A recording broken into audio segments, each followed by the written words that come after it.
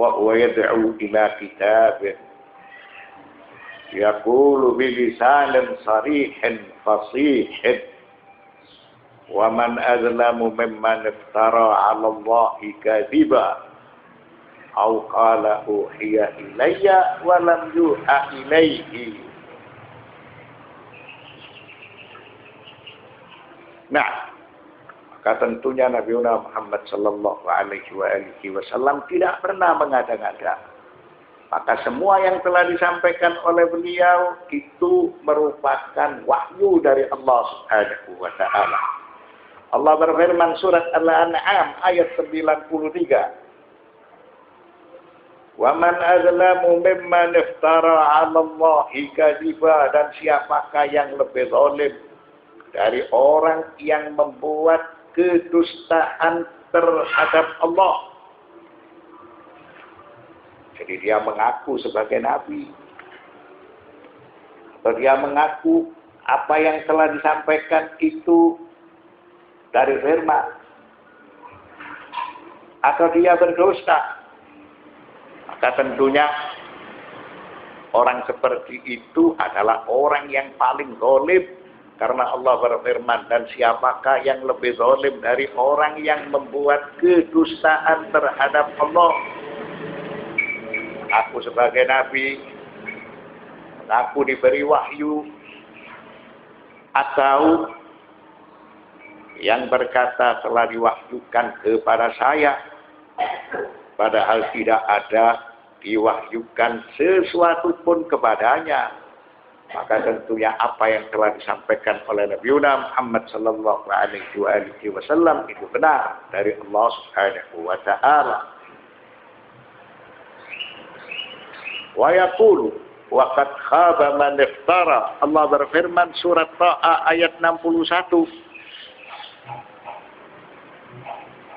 menceritakan Musa alaihissalam. Qala Musa la taftaru 'ala Allahi kadhiba wa yushhitakum bi'adzabin wa qad khaba man iftara. Berkata Musa kepada mereka, celakalah kamu, janganlah kamu mengada-ngadakan kedustaan terhadap Allah. Jangan mengaku nabi, jangan mengaku mendapatkan firman, mendapatkan wahyu, apalagi sampai menyekutukan Allah dengan sesuatu yang lain. Maka dia membinasakan kamu dengan siksa. Maka tentunya bagi orang yang berdosa, dia akan mendapatkan amarah Allah Subhanahu wa taala. Waqad khaba man iftara, dan sesungguhnya telah merugi orang yang mengada-ngadakan kedustaan. Ya, seperti Fir'aun yang mengaku sebagai Tuhan, seperti Musailamah al-Kadzdzab yang mengaku mendapatkan wahyu.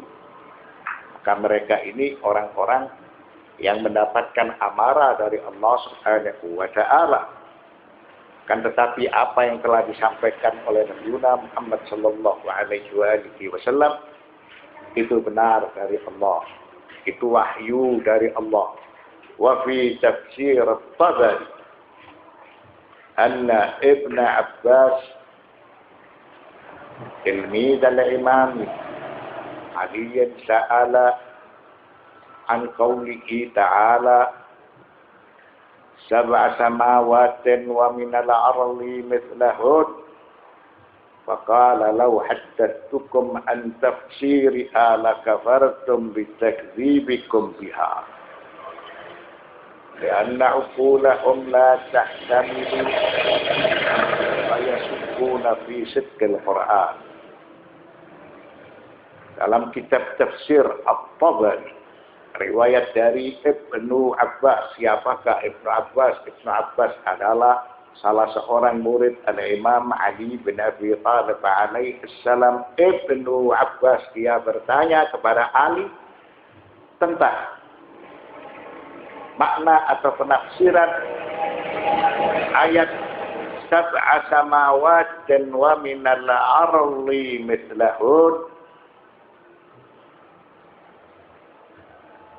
Allah Subhanahu wa ta'ala menciptakan 7 langit dan seperti itu pula bumi.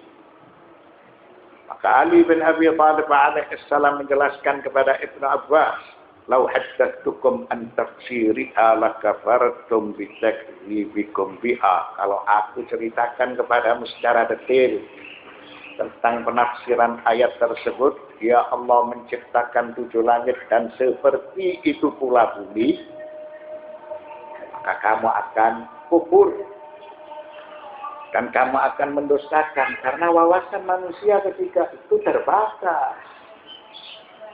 Manusia zaman sekarang bisa menerima, bahwa alam semesta ini luas. Di balik alam ada alam yang lain.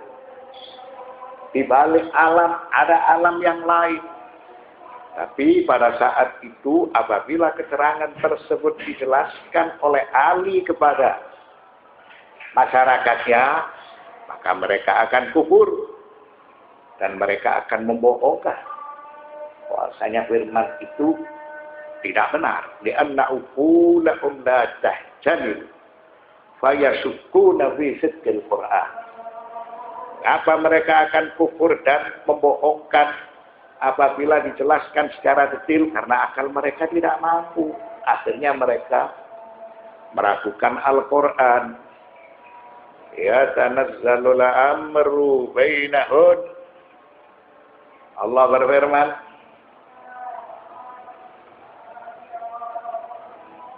Allah lah yang menciptakan 7 langit dan seperti itu pula bumi, perintah Allah berlaku kepadanya agar kamu mengetahui bahwasanya Allah Maha Kuasa atas segala sesuatu. Dialah Allah Subhanahu wa ta'ala yang mengatur semua apa yang ada di langit dan semua apa yang ada di bumi. Tidak mengapa Dia menciptakan alam semesta yang besar.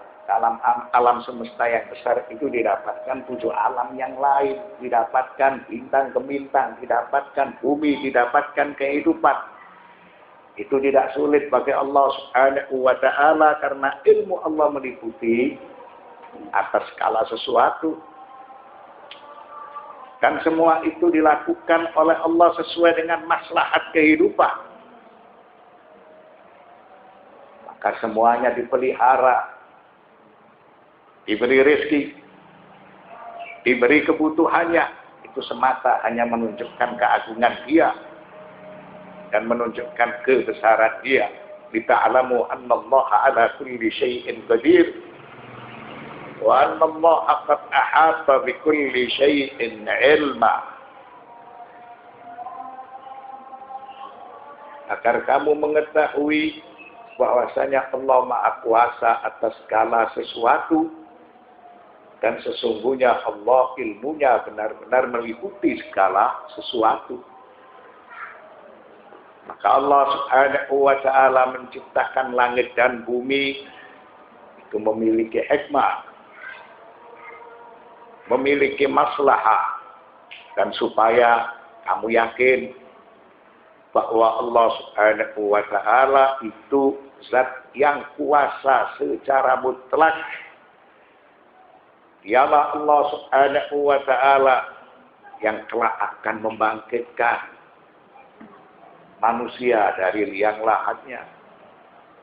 Jadi kehidupan ini berkesinambungan. Kehidupan itu tidak terbatas dengan kehidupan dunia. Kehidupan itu sebagai manifestasi dari zat yang maha hidup. Wa annahu alimun bikulli syai'in hatta maqasidakum wa af'alakum fatuti'uhu wa takhafu an ghadabihi wa adabihi. Dia Allah Subhanahu wa ta'ala zat yang maha mengetahui tentang perbuatan kalian. Oleh karena itu supaya kalian taat kepada Allah Subhanahu wa ta'ala dan kalian takut dari ancamannya, dari siksaannya. maka semua telah dipaparkan oleh Allah. Rambu-rambu telah diturunkan oleh Allah Subhanahu wa taala. Maka sejatinya seorang mukmin dia harus mentaati perintah-perintah Allah dan menjauhi larangan-larangan Allah. Wa sallallahu ala sayyidina Muhammadin wa alihi at-tayyibin at-tahirin walhamdulillahi rabbil alamin.